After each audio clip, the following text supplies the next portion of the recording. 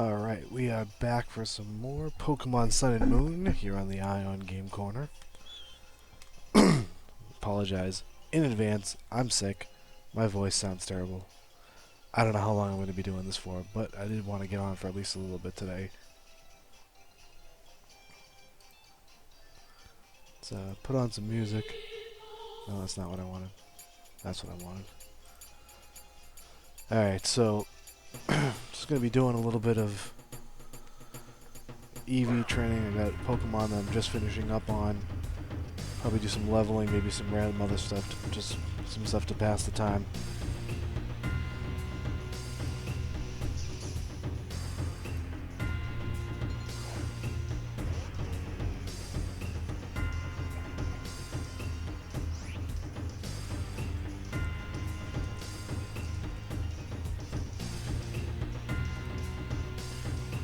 Alright, so I do need this. Basically, we're farming Cutie Fly and Petalil for special attack and speed.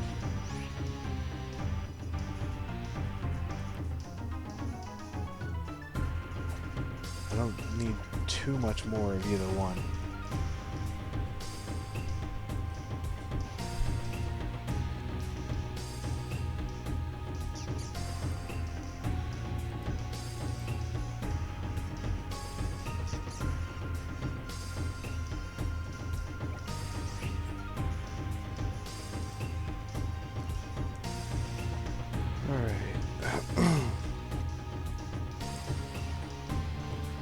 So I think what I'll do is I'm just gonna go until one move, I run out of one move, and then we'll check and see what we need.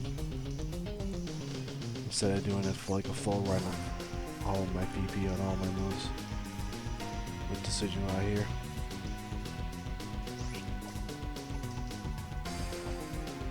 See how my levels are. Make sure I'm alright. It should be still loud in the music, hopefully.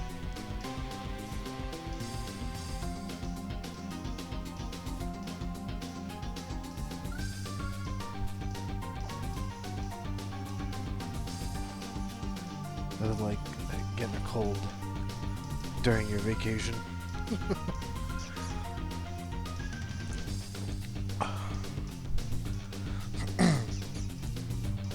Hasn't been too bad over the last few days when I started getting sick, but today, just get that feeling, like that scratchy feeling in your throat. Yeah, that's wonderful.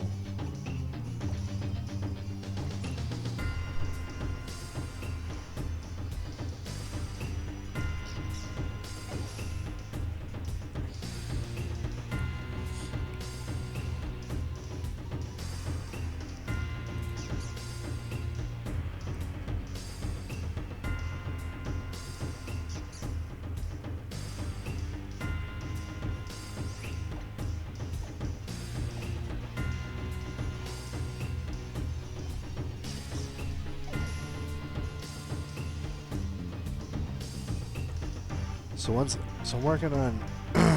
It's gonna be eventually. It's gonna be a Vikavolt. It's right now. It's at its second form, Charjabug. Once I finish EV training of that, I'll start working on leveling the team. I shouldn't say a team. It's not so much a team as it's just 6 Pokemon that I'm working on. So what I'll do is I've got 5. I'll have 5 of them in the party.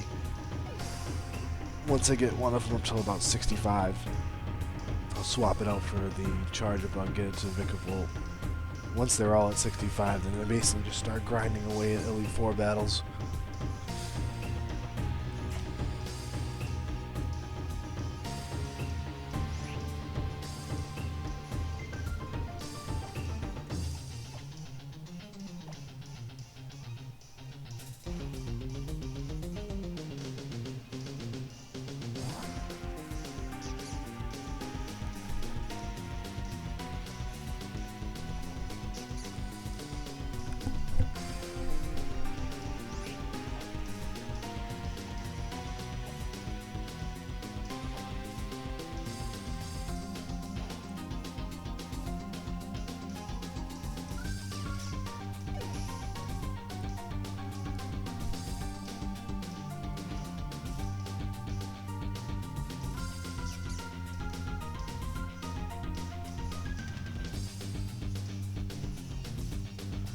Oh, come on. Call for some help. Get your help here, will you?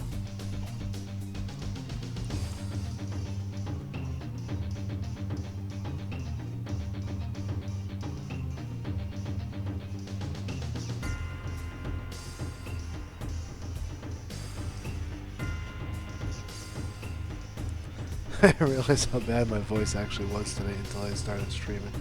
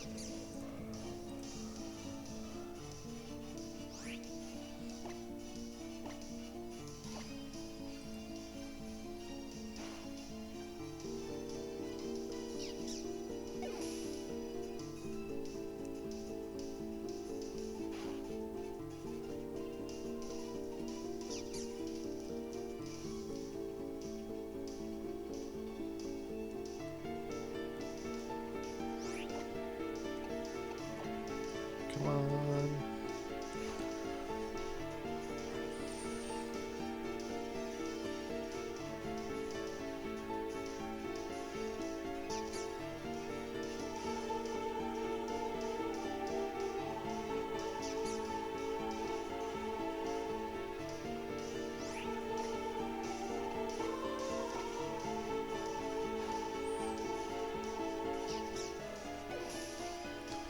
Alright, so one more we'll end this battle at least.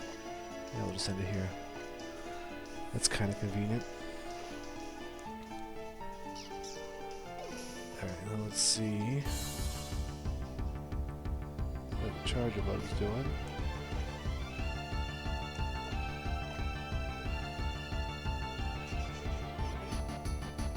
Hey, we're there at speed, so now we just need special attack.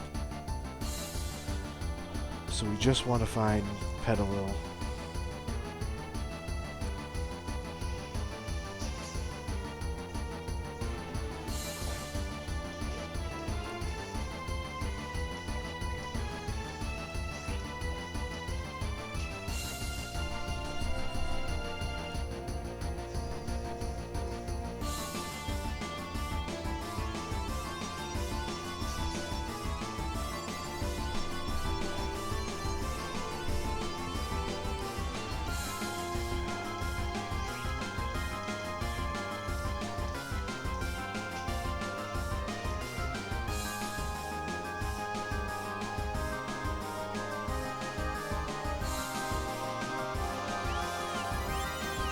I'll take another Pearl. I'm not going to chain this because they're kind of a pain in the butt to chain. They don't call things as often as others do. It's kind of the general rule for anything that gives you two EVs in a particular stat is that they're typically unlikely to call for help. Even with an adrenaline up, it does make it a more painstaking process.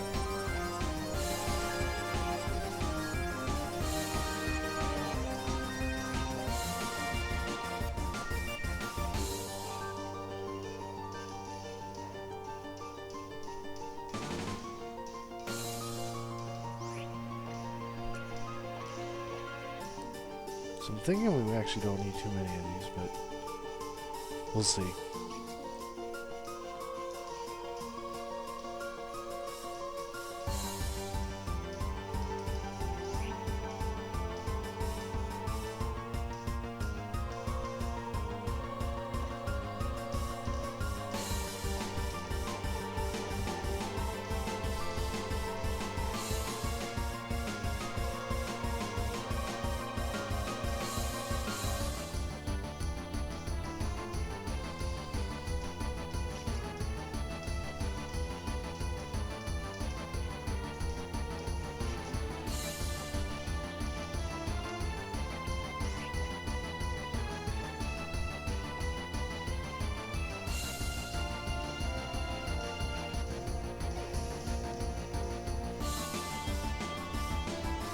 we probably only need about 6 of these things.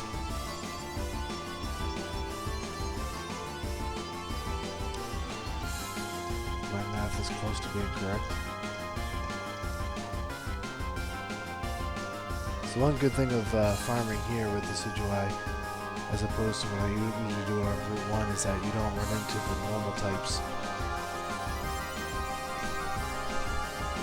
that you need, that you find on Route 1, which Spirit Shackle doesn't do any good. So typically, I only end up needing about three full chains,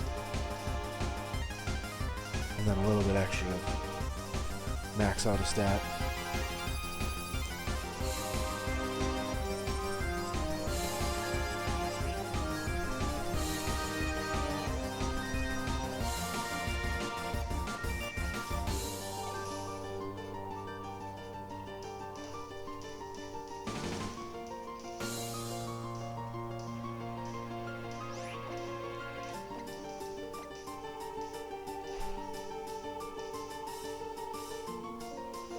Might need a few more there, here and there, because sometimes I'm not paying full attention to what I'm doing, and I'll knock something out before I actually get the full usage of all my moves.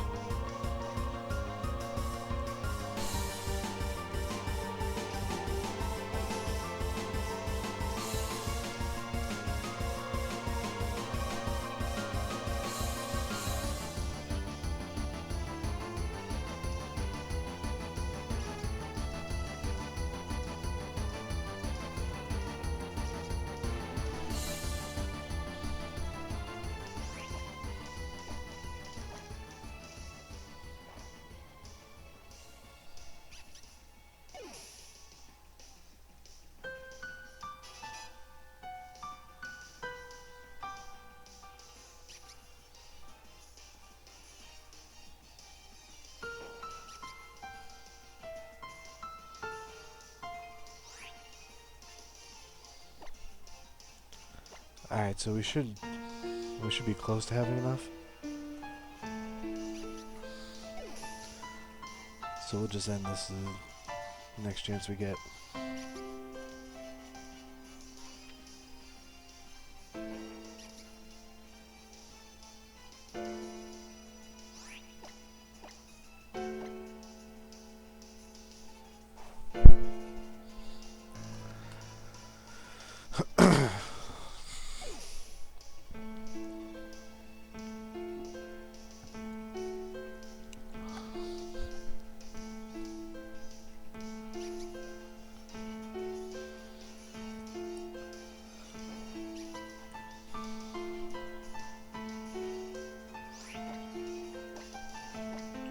Of course, now that I want to end the battle, they're going to keep calling things successfully.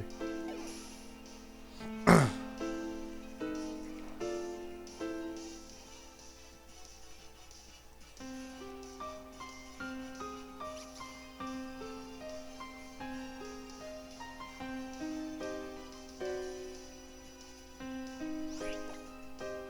we go.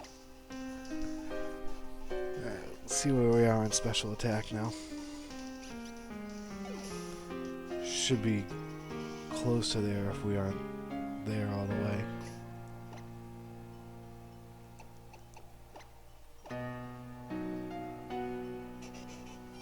Nope, a little bit to go.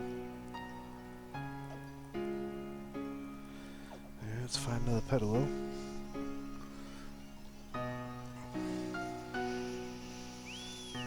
Oh, Oricoro. Take that. 2 points right there.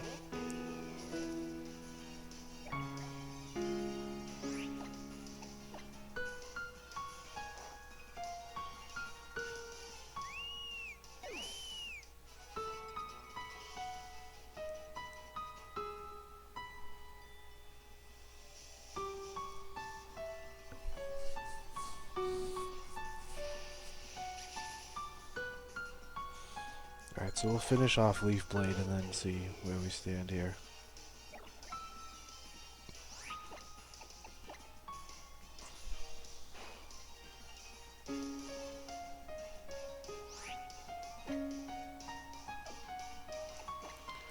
Try and do this without an adrenaline up since we've only got 4 to do.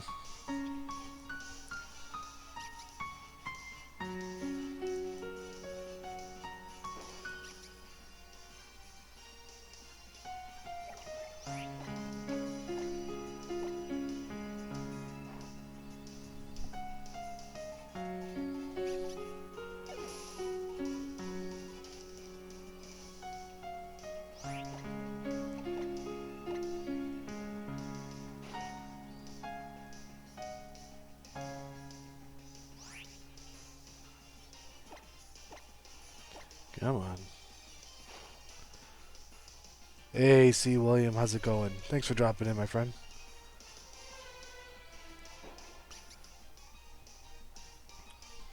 This thing claims I have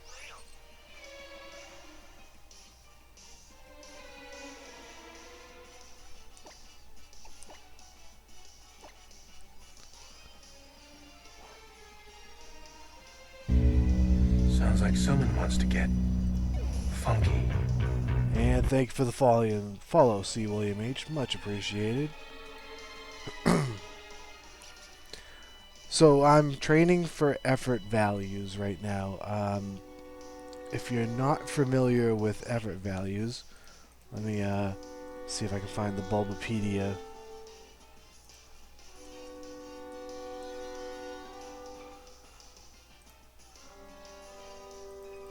Article on it. I'll link that in chat in case you're really curious and want to do some reading. The large and small of it is that effort values are points that will add to your Pokemon stats. You can boost them a little bit higher than what they are. Each Pokemon can have a maximum of 510 effort values, and each individual stat you can add 252 as a maximum. Basically how it works is that for every 4 effort values you put, effort points you get into a certain stat, you'll get 1 actual point in the stat. So let's just say, for an example, my Decidueye, as you can see here, has 295 maximum hit points. If I were to give it 4 effort values in hit points, it would increase by 1 to 296. So you can choose which stats you want to try and EV train, and one of the ways in which you can get effort value points onto your Pokemon is by knocking out Pokemon.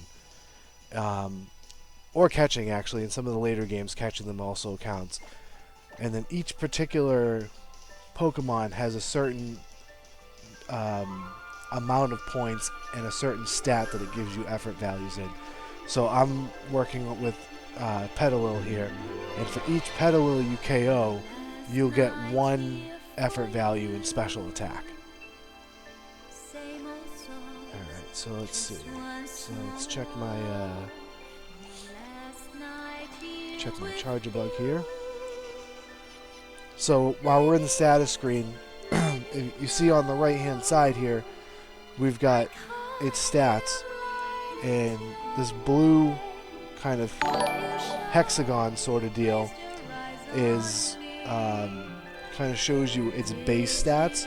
And now when I hit the Y button, it turns yellow, and then we get this kind of like dark yellow sort of orange, which shows you what you've actually had boosted.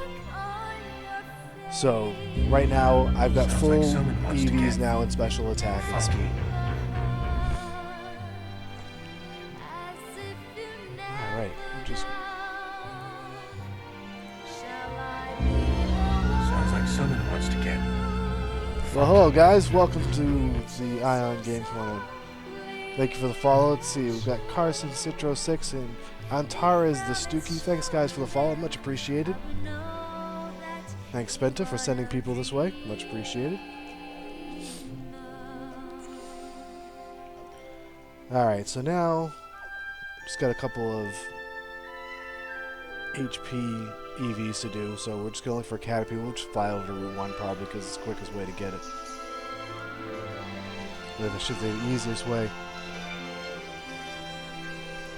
to find Caterpie hanging around.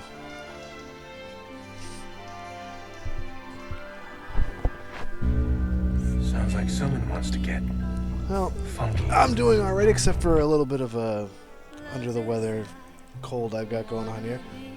Thank you, Shattered, for the follow. Much appreciated. Sounds like someone wants to get funky. Who else do we got here?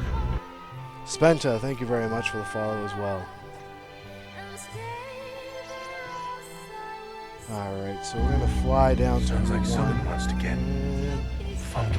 Guard Chopping 11, thank you very much for the follow, my friend. So for those of you who just hopped in and aren't sure about EV training, basically what it is, and I'll put that link again back in the chat, it's all about effort values. So one of the ways that you can get effort values onto your Pokemon is by knocking out wild Pokemon, or catching actually as well. But one of the good things about Sun and Moon now is that because of the SOS chain battles, you can just kind of find something that will give you the points and the effort and the stat that you want, and just keep chaining it, and you keep getting more and more of that particular Pokemon to knock out. Kyle 021 SII, thank you very much for the follow, my friend. So I've already maxed out the special attack and speed on my Charge-a-Bug that I'm working on.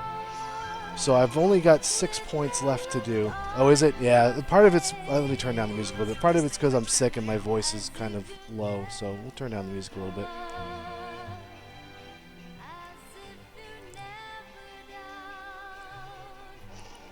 So I've got 6 points left to do. The last 2 points really are kind of meaningless because you only see a tangible benefit for every 4 effort values that you give. So every 4 effort points you get toward one stat will give you 1 actual stat increase. So I'll show you my Decidueye here when it hits the field, just as the example. So right now he's got 295 max HP. So if I gave it 4 effort values and hit points, it would increase by 1 to 296. Alright, so we don't want Rattata, we want Caterpie.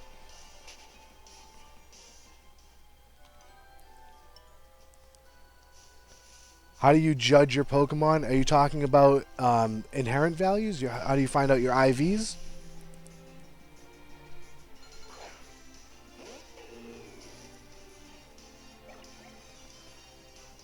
Alright, so we're looking for a Caterpie here, because that's the one that will give effort values and hit points.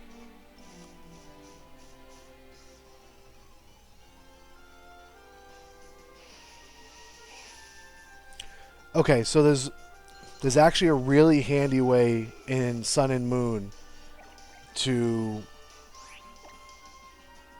see your IV. Yep, just like TZ Key 15 just said, and I'll actually show you on screen what we're talking about. So we're going to go back to the Pokemon Center here, and maybe not run into mountains. That would be good.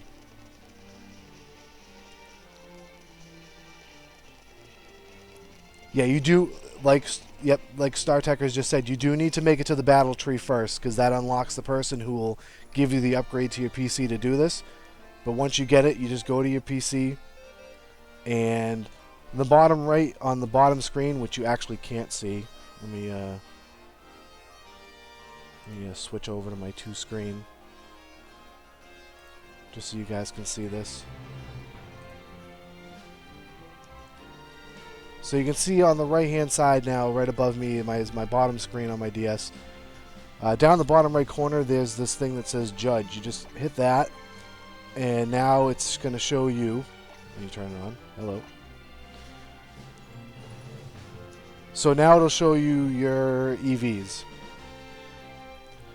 So you see Dartrix here has really good special defense IVs, hit points and special attacks not so good. It's decent in, defense and speed. So you can look around. So then, you also have the opportunity in Sun and Moon here to do hyper training.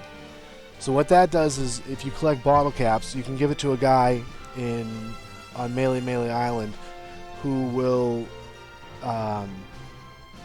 who will hyper train your Pokemon. And basically what it will do is it will make it so that its IV is maxed out. So here you see on my Gigalith, I've hyper trained in HP, attack, defense, and special defense. So now in battle, those stats will all act as if they are 31 maxed IVs. The only thing to keep in mind is that when you do hyper training, it doesn't actually increase the Pokemon's IV. It only works for battle.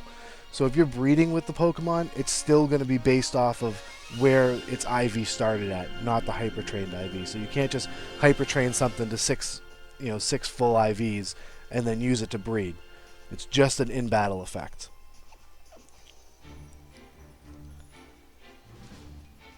And yet, Battle Tree is something that you'll be able to access after you defeat the champion, and it's on Pony Island. You have to go through the Pony Gauntlet to get there.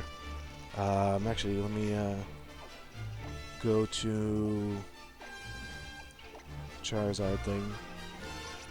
So if we go over to Pony Island, it's way up here. So you'll have access to some of this area here once you defeat the Elite Four and the champion. Alright, so we're going to go back over and try and find this Caterpie so we can just finish off the EV training on this Charjabug.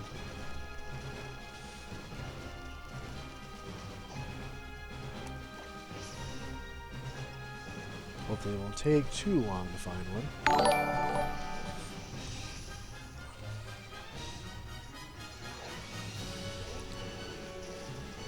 Thank you for the host card, Chomping 11.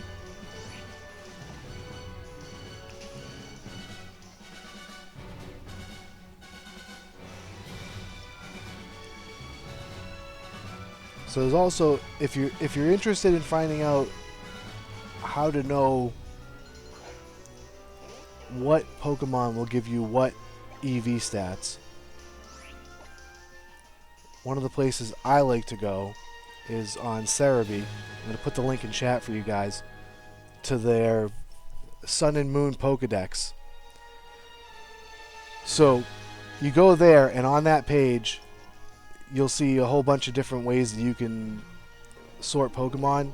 You want to look at that one that says by effort values, and if you click on a particular stat there, it'll show you all of the Pokemon that will give you effort values for knocking them out in that particular stat, and it'll tell you how much.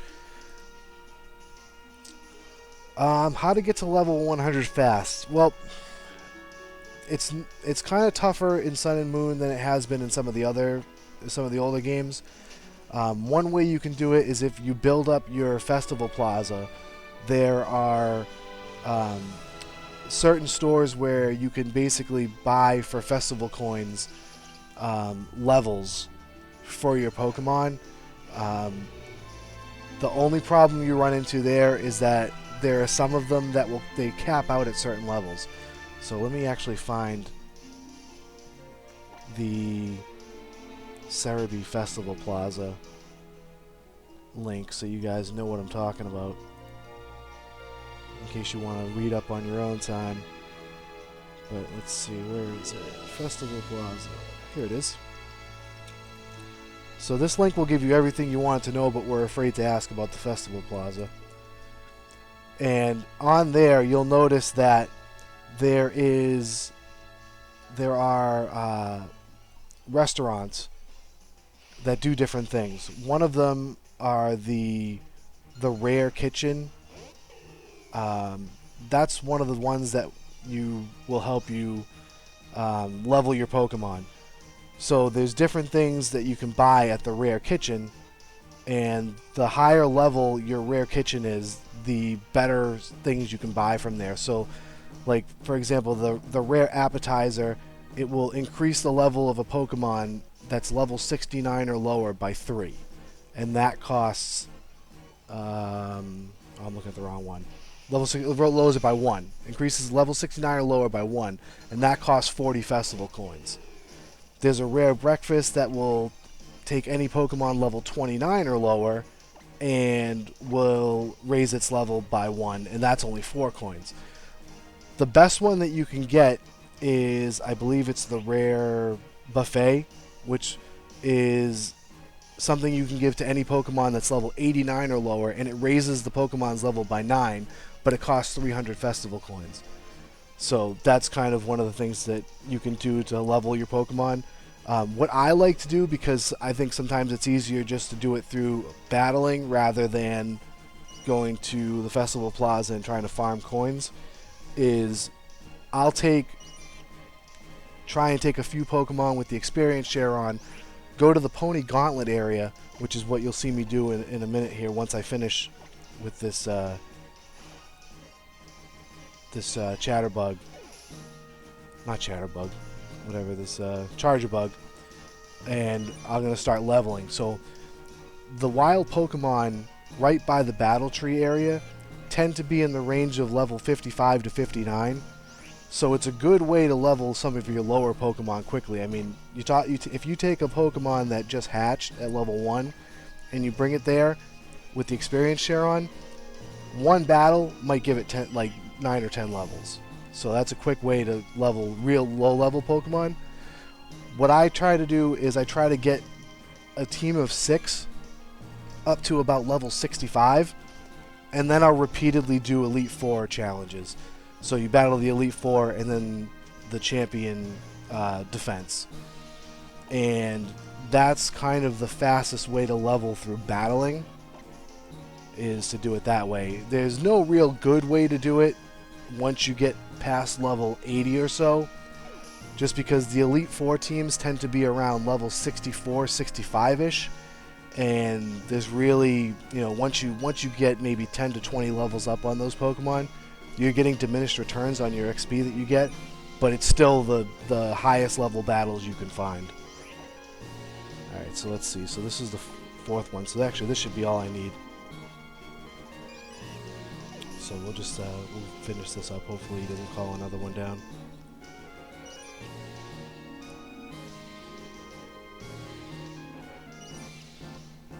Maybe not.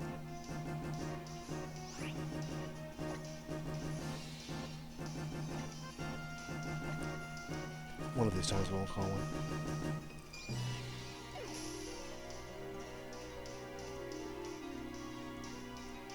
That's the other thing to keep in mind about the hyper training, is that you can only hyper train a Pokemon that's level 100.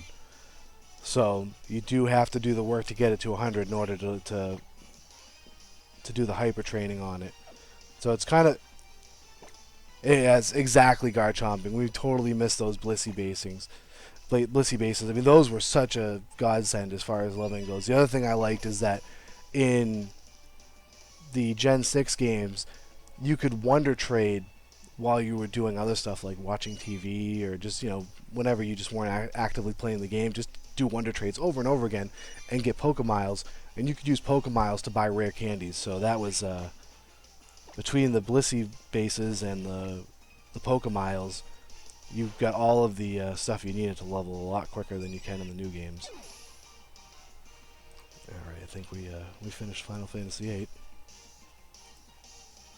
Alright, so we're going to clear this list.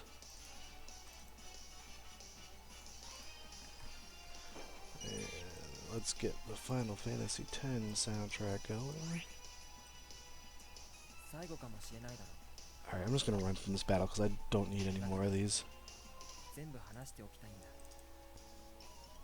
Alright, so now we're going to look at the Charge-a-Bug here.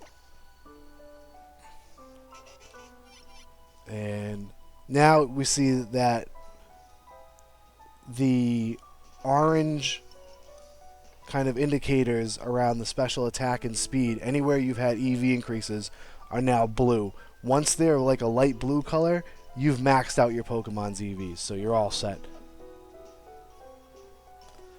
Alright, let's gotta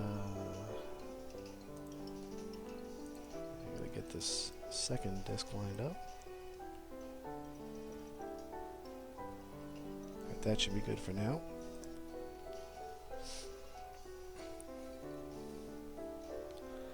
Cool. Alright, so now that we've got Charge-a-Bug done, we'll save. I'm just gonna run back to the Pokemon Center real quick and heal up.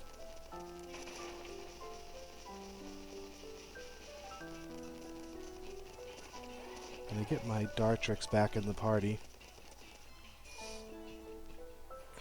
And then we'll do a little bit of leveling. I'm not going to do too much just because I don't want to bore everyone to tears by just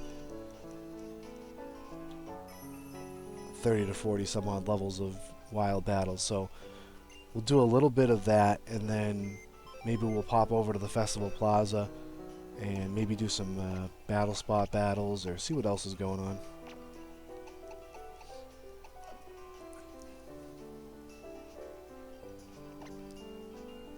Oh, that's right. Can't fly inside the Pokemon Center.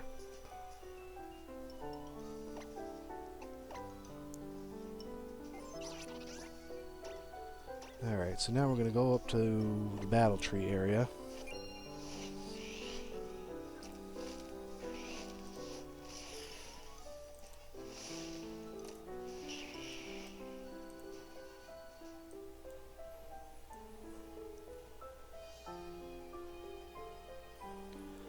So for those of you who are curious about the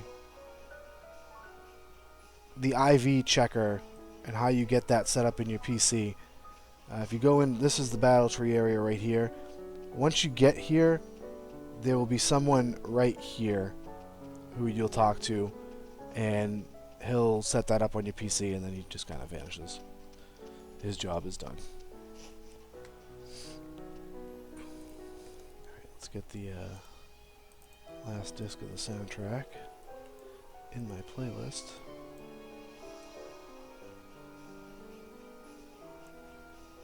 Alright. So what I do for leveling for now is I'll just kind of run around in here.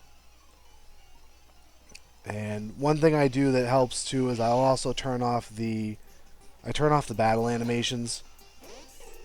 Normally I like to have them on, but when I'm doing stuff like this where there's just going to be constant battling going on and I'm just grinding, then I like to turn them off. Just makes it go a little bit faster. So I mean, we've got our level 100 Decidueye here, so it should be it's basically going to just one-shot everything.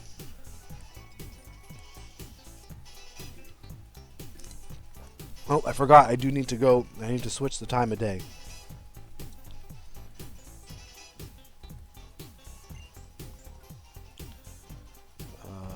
Keep old moves. Nice start. Breeding for a Ghastly. That's interesting now with the ability change to Gengar this generation. Not quite sure how I feel about it.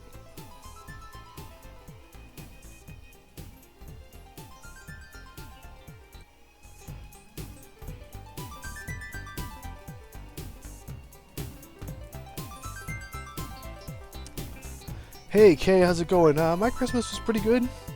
No complaints, aside from this cold that I managed to find a couple days after. Alright, so I gotta fly over, and I gotta remember where it is. It's here, isn't it? Yeah, the Lake of the Sun. I think that's where you go.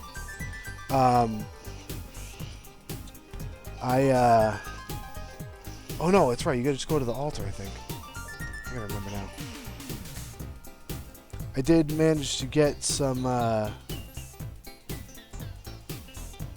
new video editing software that I'm going to use for some of the battles videos that I don't believe it's supposed to be here.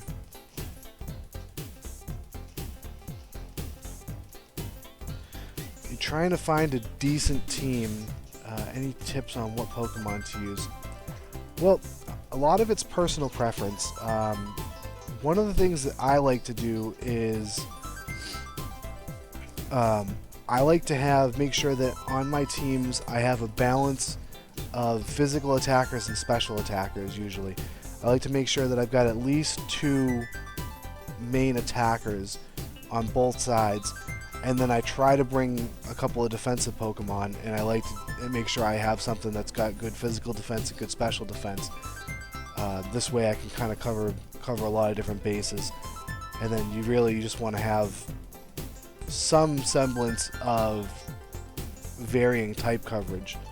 You just don't want to run into a situation where one thing can basically just wreck your team. ironic that I'm saying that, considering that most of you who have been watching my stream lately have been watching me use a mono rock type team. But when I'm not doing gimmick stuff like that, I definitely make sure that you have a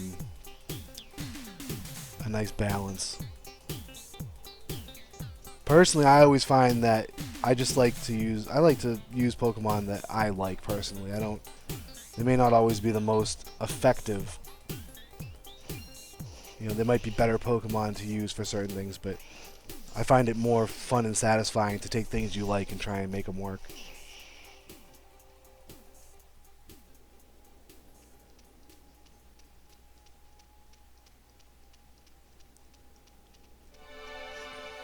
Alright, so if I remember right... Yeah, I haven't got a chance to use it too much. Sometimes it's hard to find a good 6v6 battle. But yeah, I do like it's definitely coming in handy because you know, you're basically with how fast it is, it's definitely almost guaranteeing that it gets 2 attacks off rather than just one and done. Yeah. So if I go through the portal here. Oh, that's right. It's only certain times you can do it, isn't it? What a pain in the tuchus. Altar of the Moon. I did mean that, sorry.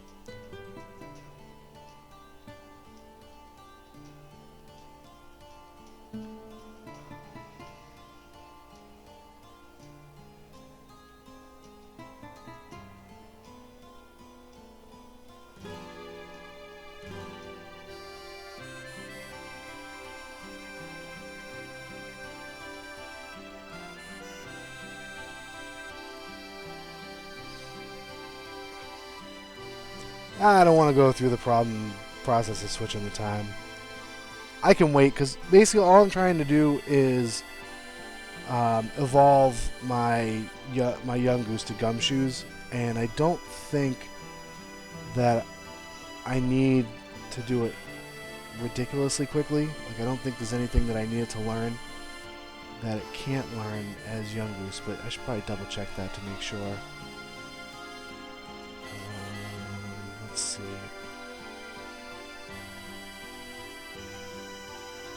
No, it learns everything I need it to learn.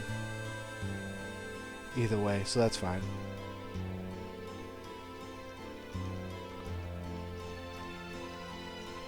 Alright, so let's go back over to... I mean, it's going to change today in about 3 hours, so... I can give it a level then, and it'll evolve.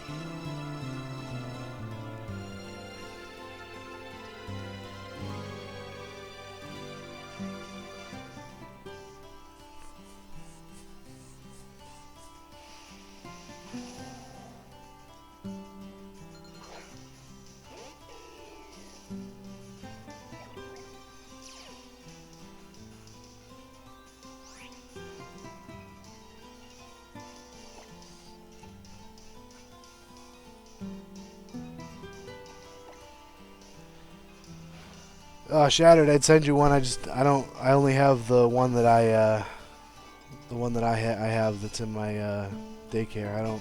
I don't have any other good IV Dittos. Yeah, see, we're...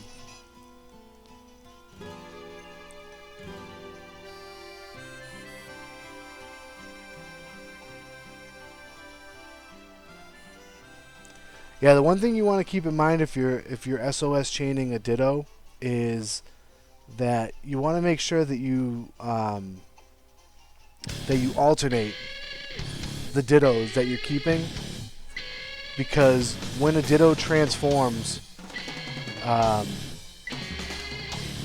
it's only got 5 PP in all 4 moves, so it's a lot quicker for it to run out of moves than a normal wild Pokemon that you would come across. I don't need Super Fairy.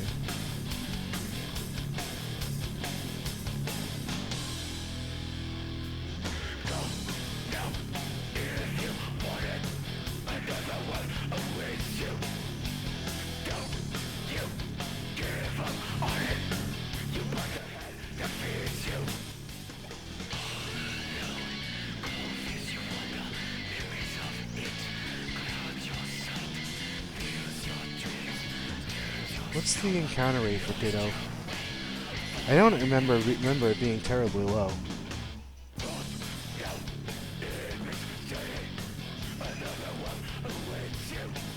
Oh, it's only 10%. Yeah, maybe. Well, that's not. I mean, that's not crazy. Could be worse.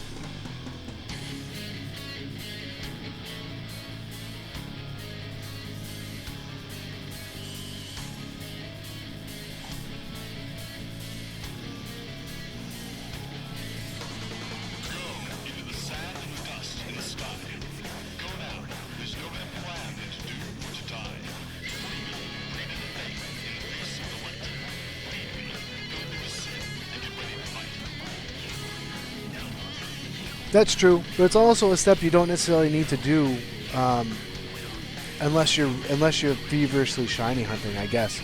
Because if you just alternate the one that you're keeping in, it's basically you don't have to go. You can do it with any Pokemon. I mean, there's no real need to worry about keeping that same one on. There's no tangible benefit of keeping that one particular Pokemon.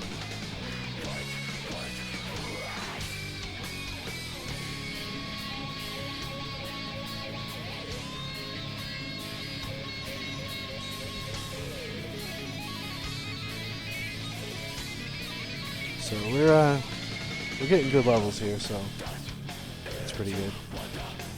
Trumbeak's evolving.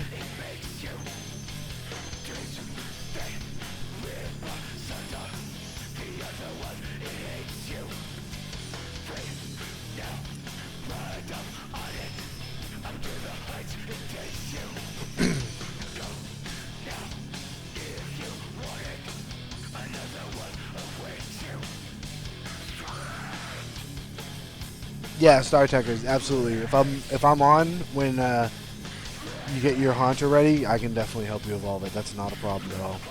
Beak Blast, yes, we want Beak Blast. Beak Blast is nice.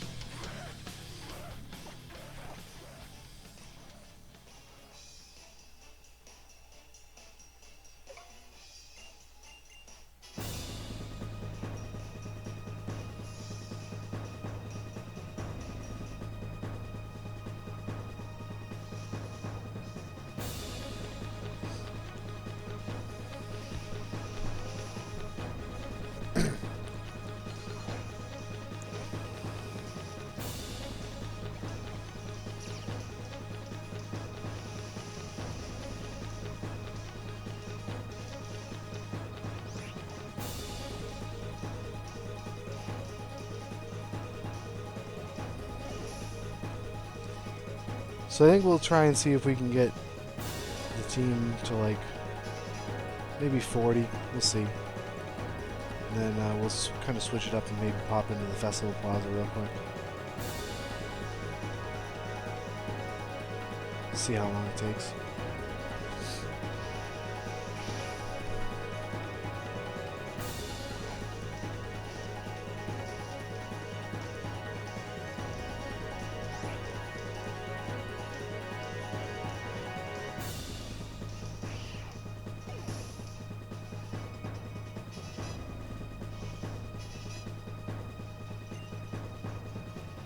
Fairy swipes, no thank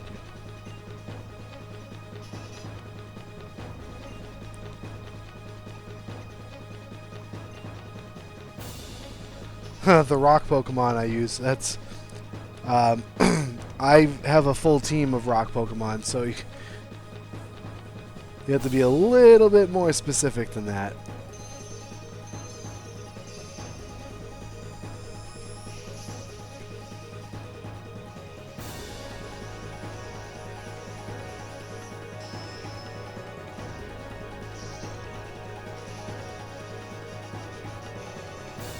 And we got the Sidui. And we want Spirit Shackle. Okay, that's Gigalith. So one of the cool things about Gigalith now in Sun and Moon is that they gave it Sandstream as an ability. So now it's another Pokemon that you can use to set Sandstorm up. So you're going to see a lot more Gigaliths now in Sun and Moon than you ever did before. just for that one ability. No, that's understandable. Yeah, I know people who played back in like Red and Blue and stopped playing and then tried to get back into it, and they were just so baffled on all of these Pokemon because now, what are we up to? 800 some odd? 802? So,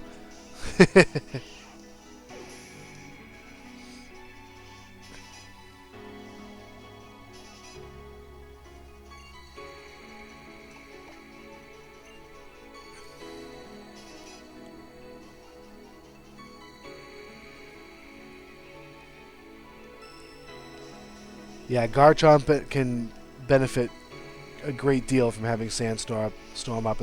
Obviously, if it has the sand availability, basically gives it some extra evasiveness while Sand's up. Can make Garchomp very, very annoying to deal with.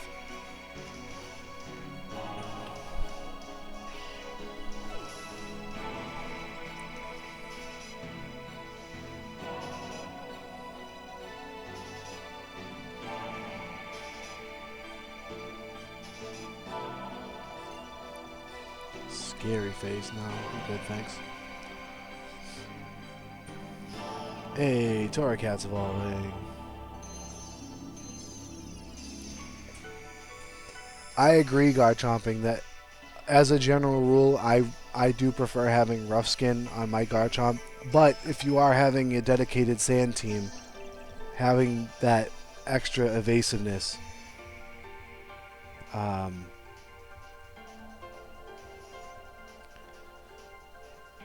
he's quite interesting to deal with. So, I mean, it really depends on kind of what you want for a team, and kind of how you build it. So, what are we talking about here?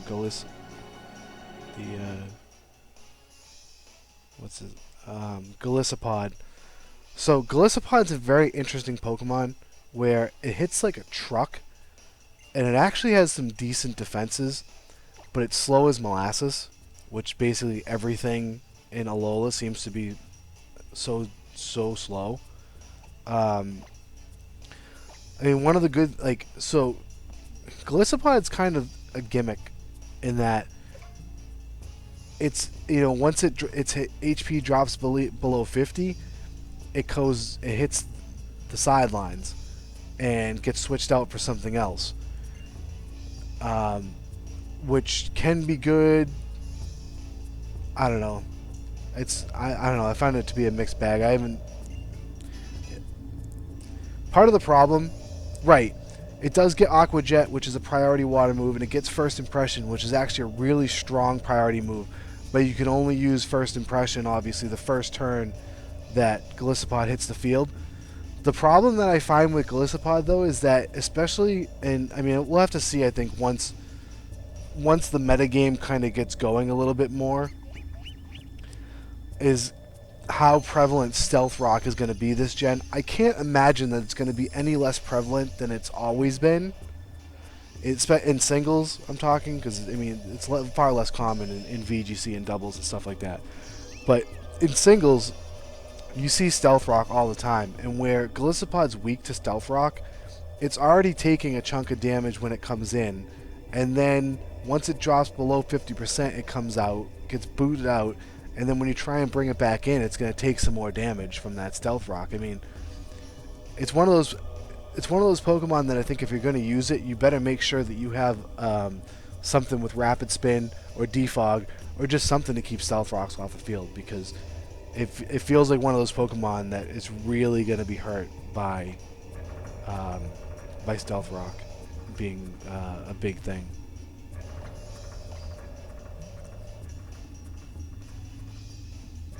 I mean, a lot like everything else, though. I mean, if you can get it set up right and under the right conditions, I feel like Golisopod could be a beast. But it's one of those Pokemon, I think, that you got to really make sure, especially because of its ability, you got to make sure that Stealth Rock is not going to be an issue for you.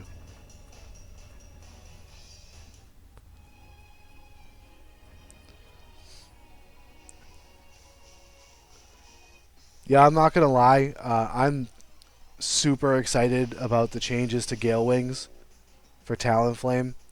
Um, I hated that Pokemon. It was one of those things that's like you saw it constantly, um, and having that priority Brave Bird was rather disgusting. And the fact that you basically only get it with full HP now, I think is great. I don't think it kills Talonflame as much as everybody thinks it does.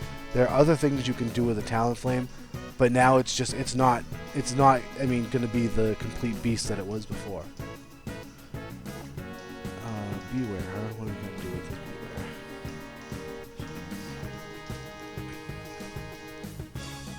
Beware? I guarantee you're not going to see, 10% of the amount of people running Talonflame that used to run it, which I think is fine.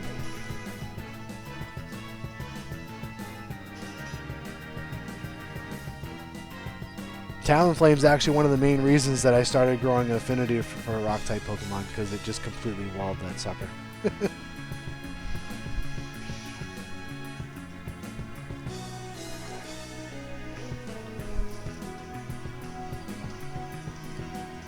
Yeah, again with Talonflame, like if you have, again, if you can keep Stealth Rocks off the field, you get Talonflame up, and if you force a switch with Talonflame being out there, with your opponent being afraid of the Brave Bird, the priority Brave Bird, you can set up Tailwind, you can do all sorts of other stuff that first turn, and then maybe still even have that priority Brave Bird for the next turn. So there's still things you can do with it. It's just it's not the hey, Talonflame's out, it's just gonna wreck shop immediately and for the next like 2 to 3 turns without impunity that it used to be.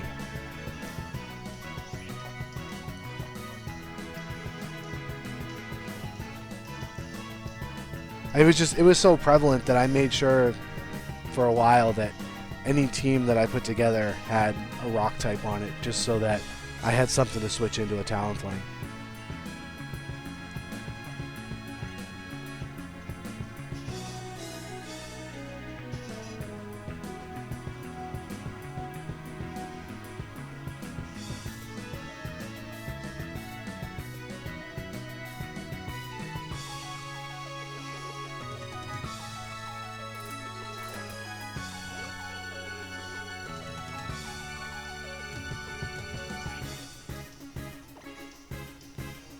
I mean, Stealth Rock now definitely basically just kills it, because now as soon as it hits the field, its ability is useless.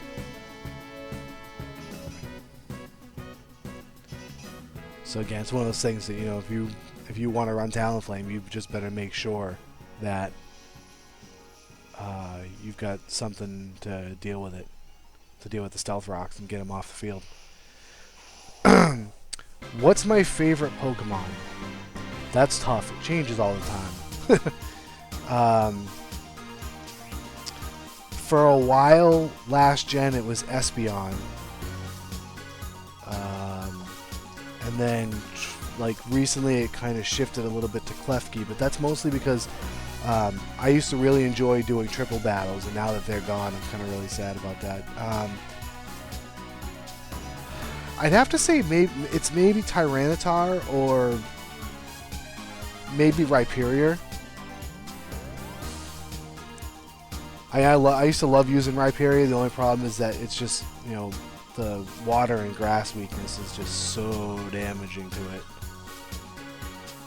I'm going to keep old moves here. What am I doing at the moment? Right now I'm just leveling up some Pokemon. I'm going to take a guess that yours is Garchomp. I'm just going out on a limb here, so, I mean, call me crazy.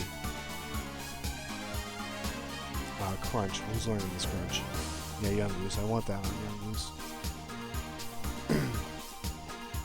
Yeah, so I'm just leveling up some Pokemon right now that I want to try and use, and I think I'm just going to try and get this group of 5 to maybe 40, and then we'll stop into the Festival Plaza and Kind of see if we can get some coins there. Maybe do some battle spot battles.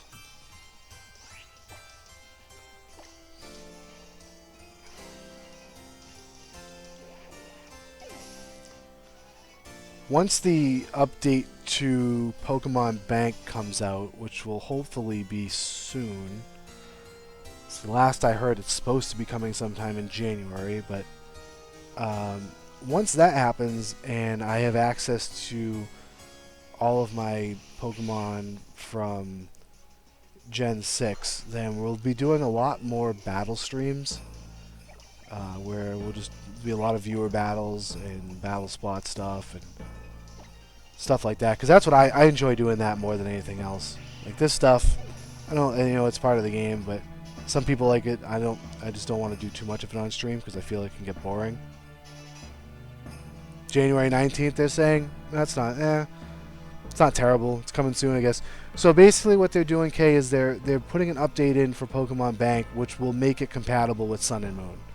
Which is all basically all that means. So you'll be able to transfer your Pokemon from, you know, either your transporter or from your Gen 6 games and put them onto Bank and then use Bank to transfer them to Sun and Moon.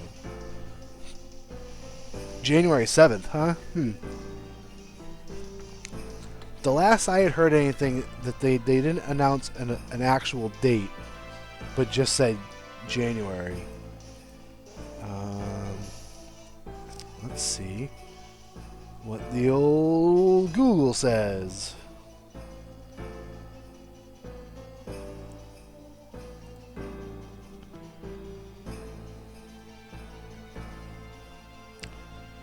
So on the official Pokemon site, it still doesn't have a date. Just says in January 2017.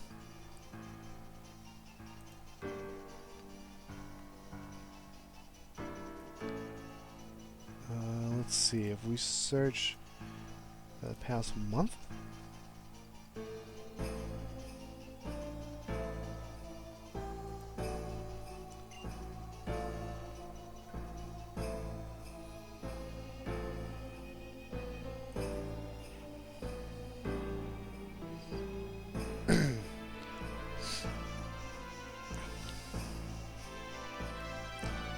Are they tradable? I'm assuming you mean anything you transfer from your old games to Bank? Yeah, there will be, just as anything else would be. It's basically it's Bank is going to basically serve as the means of getting your Pokemon from previous generations up to the current one. So every generation is every new generation has kind of had its mechanic to get your old Pokemon. Well, I shouldn't say every generation. Every generation from Gen 4 on has had its mechanic to get the old Pokemon from the previous generation up. So this is going to be the easiest one because it's just going to be an update to an already existing software piece. So that's actually kind of handy. I guess the only downside for people who are against it is that it does actually cost money. You do have to pay $5 a year for the bank service, but considering what it does for you, that's a kind of a paltry price to pay.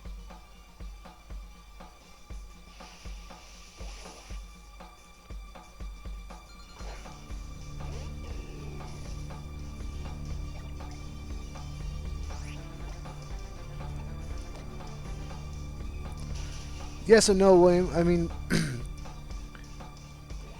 the thing to keep in mind is that, especially once Bank comes out, there's going to be a lot of people that have access to the older stuff. So you'll start seeing a lot of stuff pop up on the GTS that you can get. You'll see a lot more stuff popping up in Wonder Trade because people will be breeding some of their older stuff. So you'll definitely have access. You know, you make more friends that will be able to, that are playing the new games that'll be able to trade you some of that old stuff. So just because you're just getting in now doesn't mean that you're going to be that much behind the 8 ball. Yeah, you might not have access to some of the stuff that people have been playing for a few generations have, but you'll catch up in no time. A lot of it on your end will just be networking and finding the right people who will be able to help you get stuff that you need. The one thing you might miss out on some of is like the legends, but again, wonder trading and all that stuff. I mean, you would be surprised at some of the stuff you can find people sending around in wonder trades.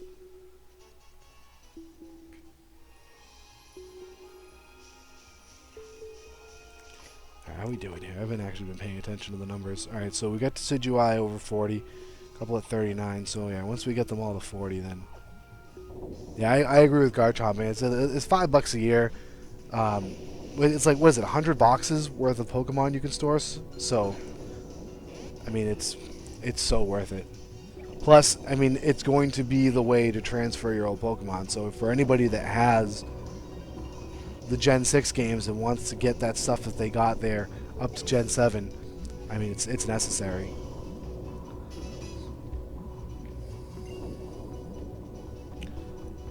Hyperfang? No, I don't want Hyperfang.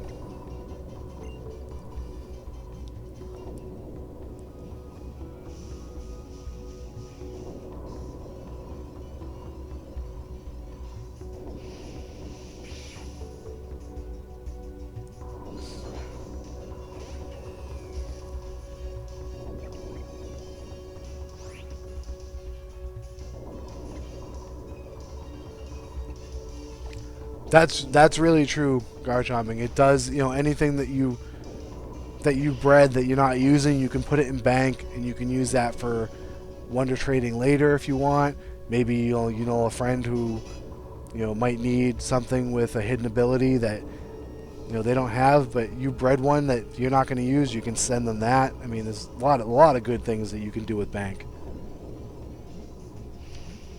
One thing to keep in mind for you guys, if you're watching, we do have a forum on our website, irongamecorner.com, and it's primarily Pokemon players who are on it. We have the events that are listed on screen. Most of those get posted and played through the forum. It's free to join the forum. There's no cost involved. And one of the things we do have on there is we have a trade thread. So if anybody's looking for anything in particular, you can post it on there, and usually someone can come through and get you what you need. So if you're interested in any of that, definitely check out the website. Get yourself a forum account.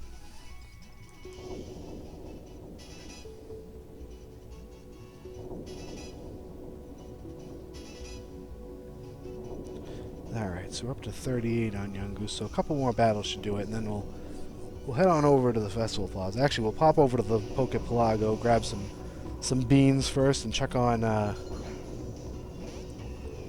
berries that are growing there. Haven't done that in a while today.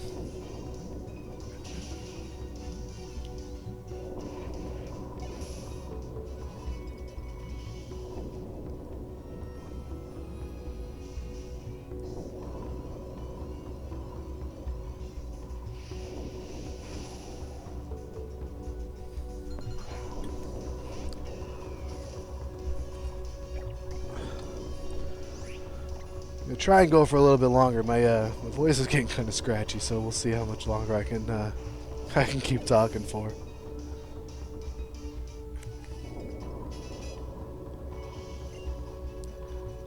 Leaf Blade, yeah, I definitely want Leaf Blade, right? Yep, Leaf Blade was something I wanted.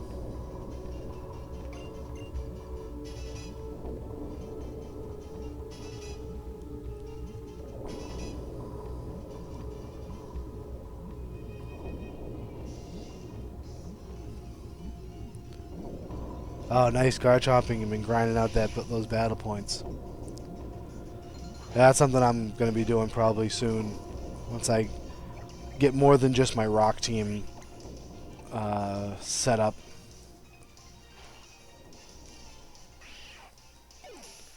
Hit up the battle tree and get some of that going.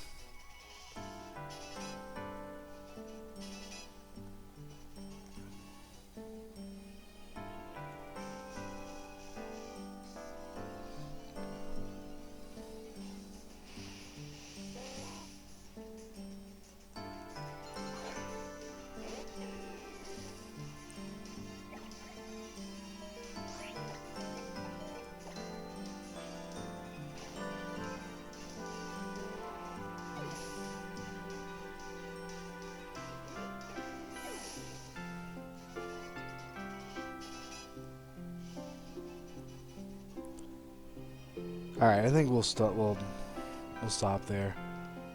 Decidueye fainted. So for anyone who's not sure, here's a little trick you can do to heal a Pokemon if you're not near a Pokemon Center somehow and having access to a PC, which is very rarely, but it happens right here at the battle. Nice. Yeah, Tapu Lele is pretty good. So my Decidueye here is fainted, so what I'm going to do is I'm just going to move it into the PC, and now it's healed. So once I put it back in my party, you can see it's back to full HP. It's got all its moves back, so when you're leveling up here on the battle tree where there is no Pokemon Center, you can use that PC to do that. Alright, so let's head over to the Pelago.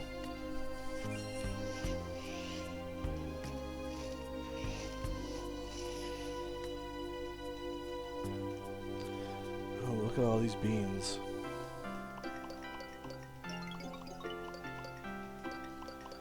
So that rainbow bean you just saw, those things are kind of nice. So one of the things you can do with those rainbow beans is if you go into the Pokemon Refresh, if you feed a Pokemon 3 of those, it'll max out its affection, or whatever they call the stat.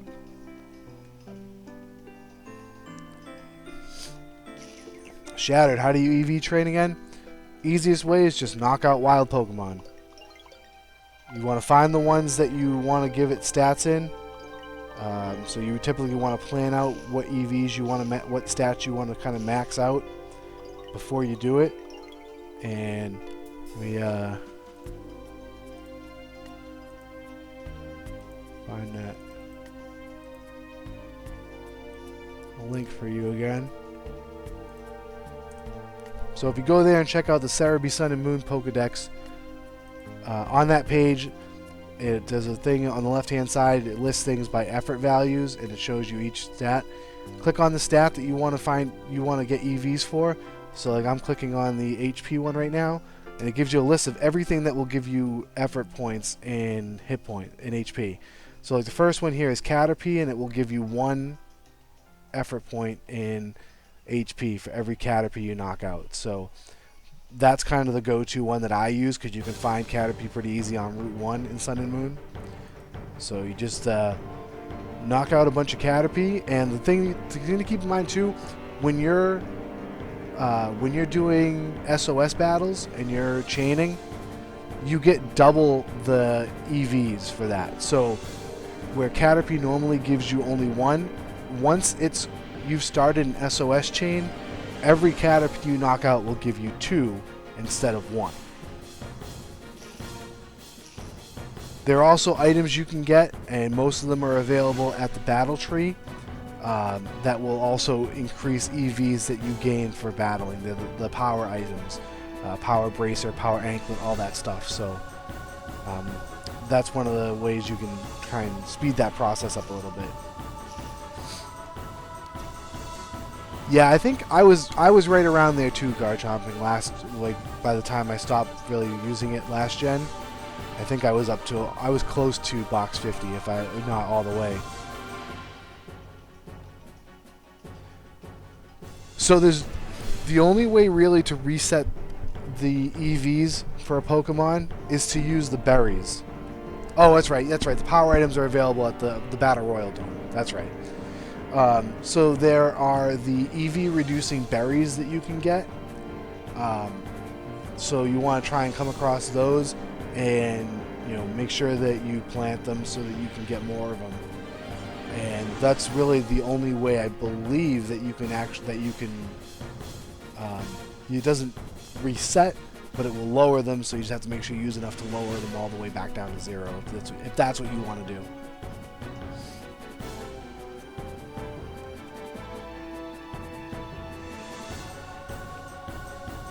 So I don't think there's any more beans in this here beanstalk. Alright, we got a few berries here, ready to go.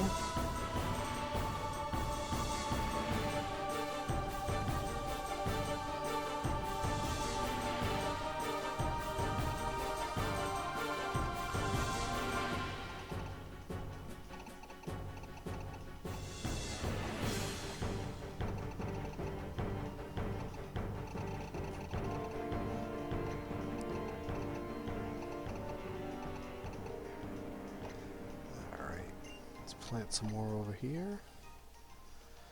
And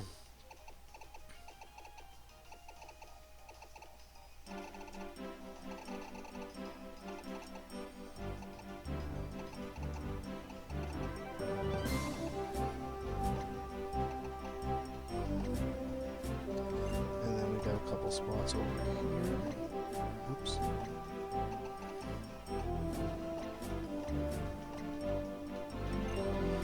Alright, and we've still got a little bit of time before the explorers return from the shard hunting.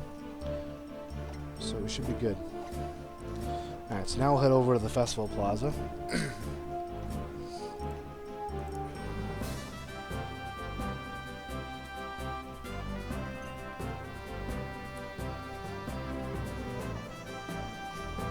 Just save real quick.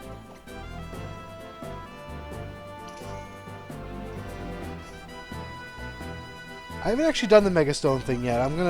I'll end up grinding for them. I do appreciate the offer though. I haven't even got the ring yet. Been worried more about trying to get a couple of teams ready before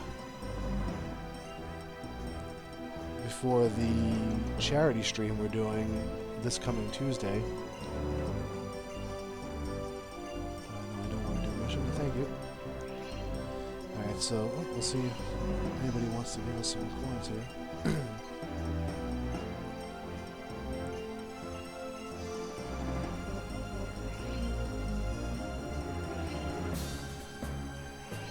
I want to see great moves.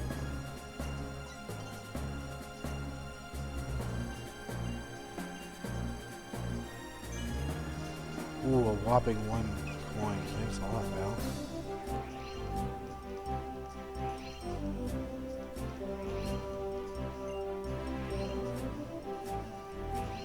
Awesome battle records and high battle rank.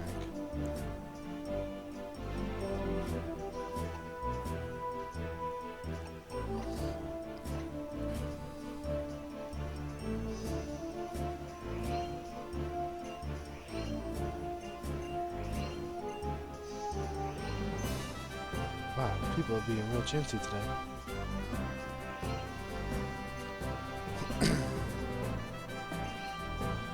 Where do you fit in your family?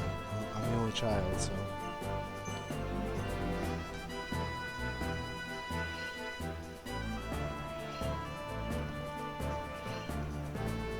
Do you understand?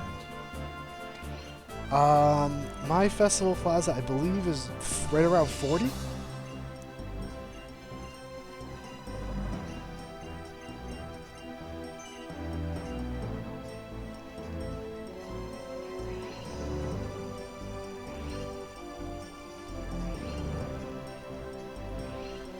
Alright, let's connect to the internet. And maybe we'll see if we can find a random person in the plaza. And if not, we'll hop into the battle spot and do another battle spot. Probably won't do too many because I don't think I'm going to be able to keep streaming and talking for too much longer. Let me see. Oh, I gotta sign up for the global mission. That's what we should be doing.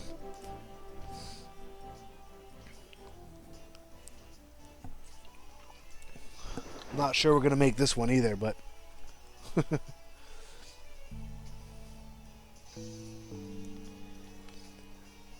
yeah, post your code in the chat, Car Chomping, and I'll add you. I'll add you in a little bit. While we're speaking about festival plazas and friend codes and all that stuff, so for anybody who is looking for bottle caps, there is the bottle cap method that people have kind of found is a decent way to farm bottle caps. It involves having the Treasure Hunt 2 facility, which I do have. So if you are interested in that, I'll post a link in chat for anybody who's not familiar with what I'm talking about. So if you check that out, that kind of tells you how you can basically get bottle caps for 200 festival coins a piece, which isn't bad. So I do have that Treasure Hunt 2 facility as the one I'll introduce to people, so you can check that out.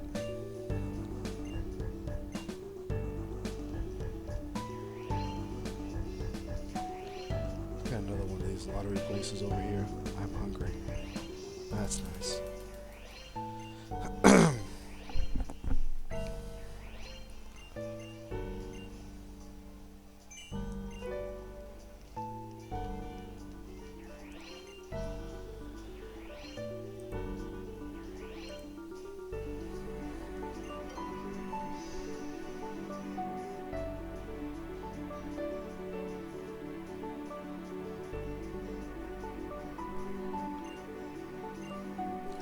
Ooh, a berry juice.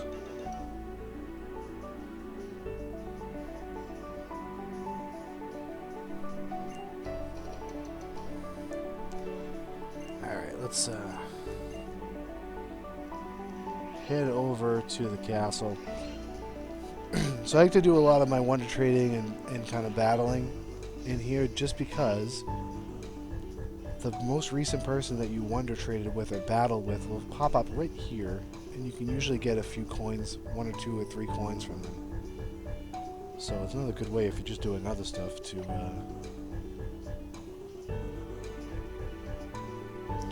Alright, I got your message, Garchomping, so I'll add you in a little bit. Let's try this link battle.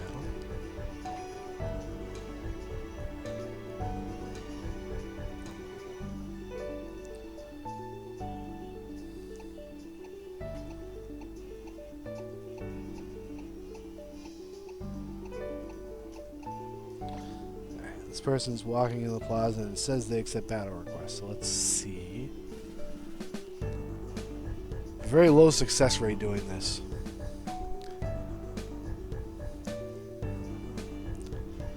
I like trying to find people this way though, even though it doesn't work very often, just because it is a place where you can do 6v6 battles.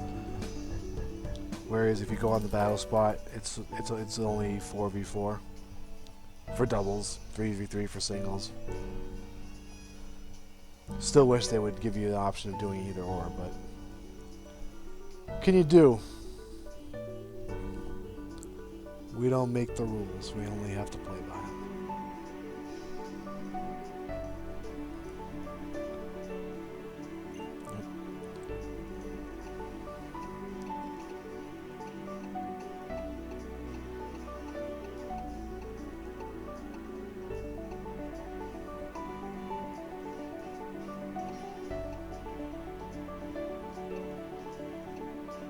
I do have a Discord. We have a Discord set up for the Ion Game Corner. It's listed as Ion Pokemon League. And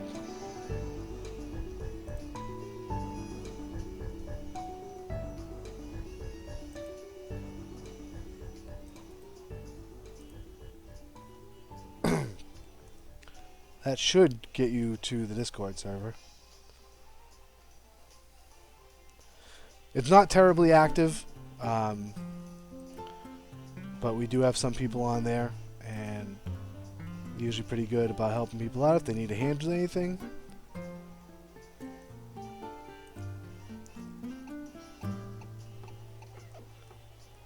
Alright, this doesn't look like it's going to work, so we'll hit the battle spot, maybe do one battle, and then kind of call it.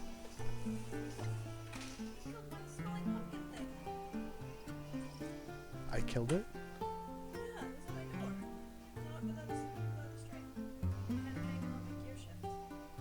Oh. No. It might have been me, but I don't remember doing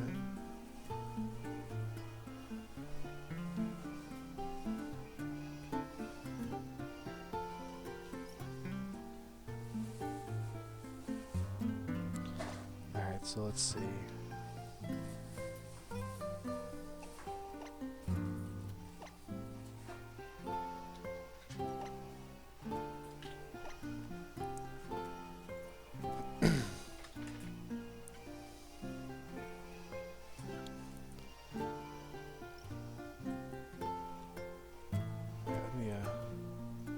switch back over to the one screen.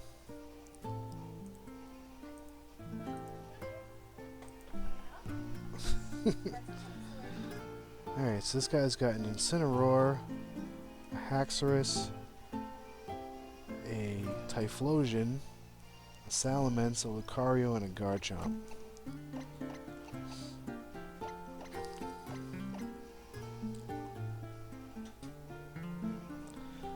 Garchomp could be bad news if he brings it. And assuming that he's going to notice that, hey, this guy's got all rock types, he's probably going to bring it.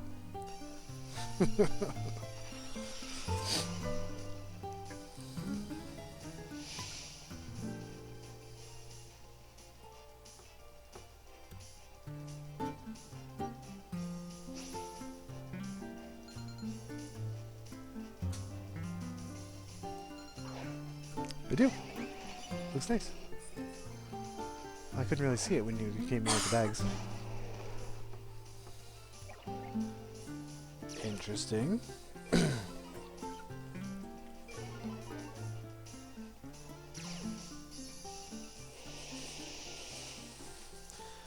Alright, so I'm just gonna rock slide here because, oh wait, you know what, I'm gonna wide guard because I think this Incineroar may have Earthquake.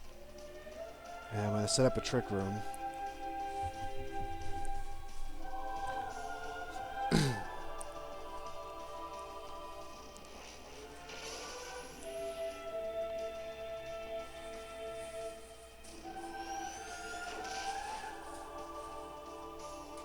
Nope, it cross-chopped.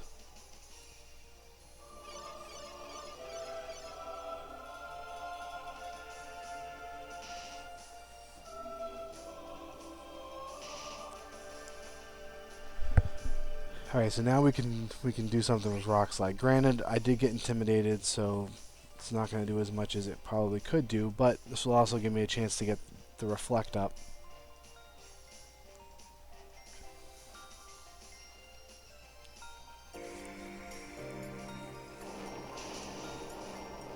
But still pretty good damage. Might get a Flinch too, which would be nice.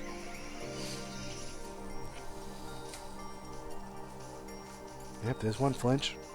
And we still got the same headbutt, but actually the Cross Chop Pokemon is probably more critical to have it not hit.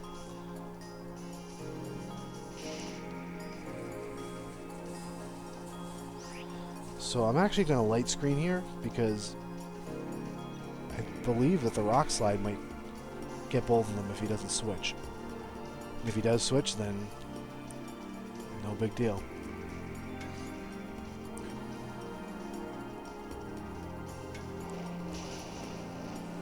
Yep, we got them both.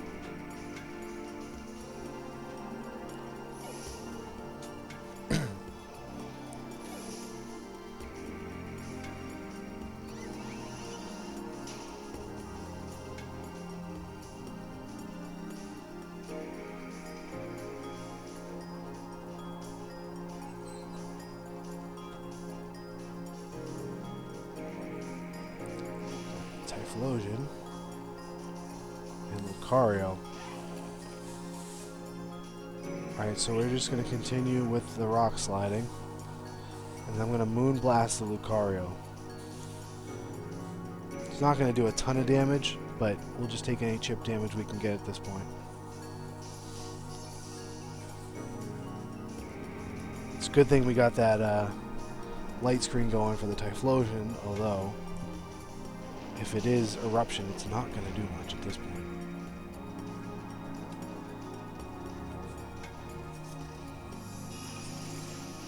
No.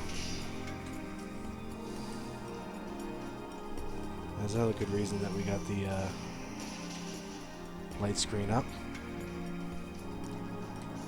Well, this guy's going to be super salty after that flinch, probably.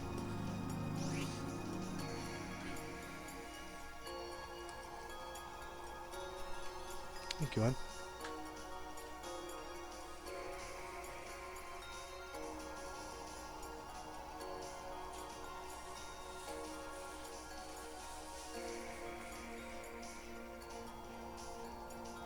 Aw, I missed the Typhlosion.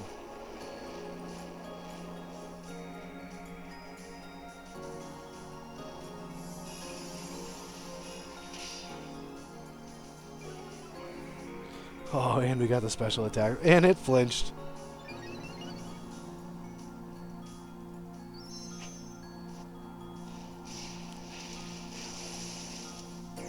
Ooh, what's it doing? Is that the Fire Z move? Yeah, Inferno Overdrive. I'm thinking this isn't going to do a ton of damage.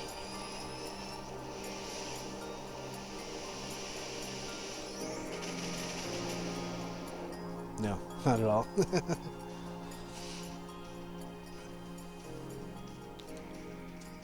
Alright, so that's kind of unfortunate, but at this point, the damage has been done.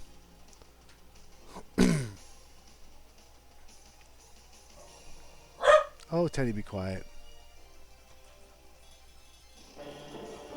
Oh, now he's going to Earthquake.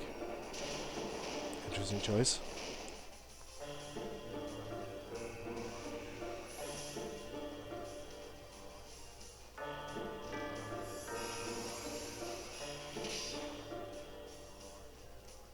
Hey, we did it.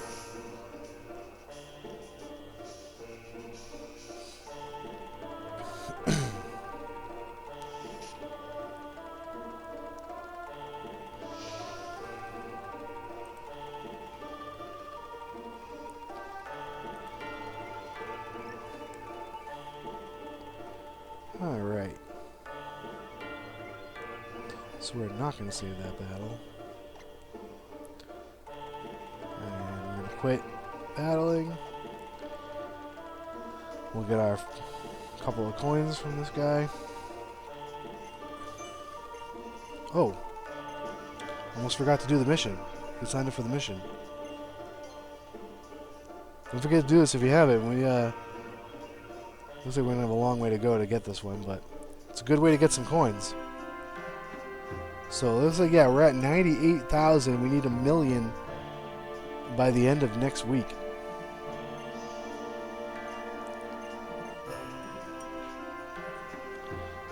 So I gotta learn some about the island skin. I haven't really done anything with it, so we'll do some of that on Sunday, possibly. Alright. Alright, so before we wrap this up, just go over a few things. On the right-hand side of the screen, you see all of our Pokemon events that we have going on the Ion Game Corner. All of those are available as Wi-Fi events. The Ion Pokemon League and the King of the VGC Mountain ones being the ones that you can just join at any time.